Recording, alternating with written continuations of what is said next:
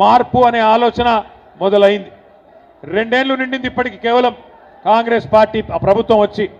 కానీ 2 ఏళ్లలోనే ప్రజల్లో తిరుగుబాటు ప్రారంభమైంది. రైతు బంధు కేసీఆర్ గారు ఉన్నప్పుడు బ్రహ్మాండంగా ఒకసారి కాదు 2 సార్లు కాదు 11 సార్లు మీరు దండం పెట్టే అవసరం లేకుండా, దరఖాస్తు పెట్టే అవసరం లేకుండా 73,000 కోట్ల రూపాయలు 70 లక్షల రైతుల ఖాతాల్లో నాటేసే టైం వచ్చిందంటే ఫోన్లన్నీ టింగు టింగు టింగ్ అంటూనే 70 లక్షల ఖాతాల్లో 73,000 కోట్లు పడ్డాయి. ఈరోజు ఉన్నదా ఆ పరిస్థితి? ఒకప్పుడు కేసీఆర్ గారు ఉన్నప్పుడు రైతు బంధు పడుతుందా అంటే అది ఆటోమేటిక్గా పడేదే కదా, ఏమున్నది వార్త అన్నట్టు ఉంటుండే. కానీ అలా కాంగ్రెస్ ప్రభుత్వం వచ్చినాక ప్రతి సీజన్కు ప్రతిసారి నాట్లేసే టైంకు రైతు చూడాలి, ఈసారి ఎత్తడో వెయ్యడో ఏమవుతుందో అనే ఒక ఆందోళన రైతుల్లో ఉన్నది. ఒకసారి కాదు 2 సార్లు రైతు బంధు కొట్టిండి. 2 ఏళ్లలోనే 2 సార్లు రైతు బంధు కొట్టిన దొంగ రేవంత్ రెడ్డి.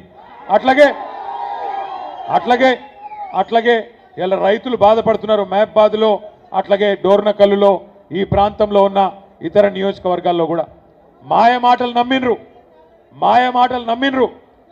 రైతులు నమ్మిండ్రు, ప్రజలు నమ్మిండ్రు, మన కార్యకర్తలు కూడా పోయిన శాసనసభ ఎన్నికల్లో కొద్దిగా డీలా పడ్డారు. ఒక మాట నేను అడుగుతా, మీరు నిజాయితీగా సమాధానం చెప్పాలని చెప్పి నేను కోరుతా ఉన్నా. ఇక్కడికి వచ్చిన మా మహబాద్ డోర్నకల్ నియోజకవర్గ అన్నదమ్ముల ఆడబిడ్డలను నేను ఒక మాట అడుగుతున్నా, నిజాయితీగా సమాధానం చెప్పండి. మీరు ఏమనుకున్నారు? మహబాద్ వాళ్ళు డోర్నకల్ వాళ్ళు ఏమనుకున్నారంటే పోతే మా ఒక్క సీటు పోతుందేమో కానీ కేసీఆర్ సార్ అయితే ఉంటాడు కదా అనుకున్నారు, అంతేనా? ఇది సీటీలు కొట్టే ముచ్చట కాదు, సిగ్గుపడే ముచ్చట. ఎందుకంటే ఇక్కడ మీరు ఓడిపోతే, ఎమ్మెల్యేలు గెలవకపోతే కేసీఆర్ సార్ ముఖ్యమంత్రి ఎట్లయితాడు? మీరేమనుకున్నారు?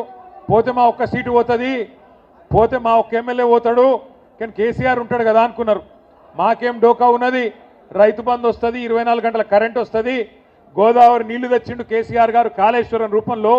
ఇదివరకు వాళ్ళు కాలువల్లో విడిచిపెట్టిపోతే ఆ కాలువల్లో తుమ్మ చెట్లు మొలిస్తే మా డోర్నకల్లులో, తుంగతుర్తిలో, మా నెల్లి కుదురులో, కేసముద్రంలో కాళేశ్వరం నీళ్లు తీసుకొచ్చిన ఘనత ఎవలది?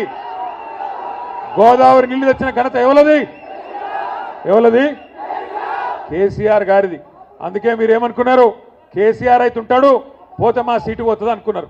కానీ ఇప్పటికి అర్థమైందా మరి? ఒక్కొక్క ఓటు విలువ, ఒక్కొక్క గ్రామంలో ఒక్కొక్క ఎమ్మెల్యే విలువ ఇప్పుడన్నా మనం తెలుసుకోవాలి.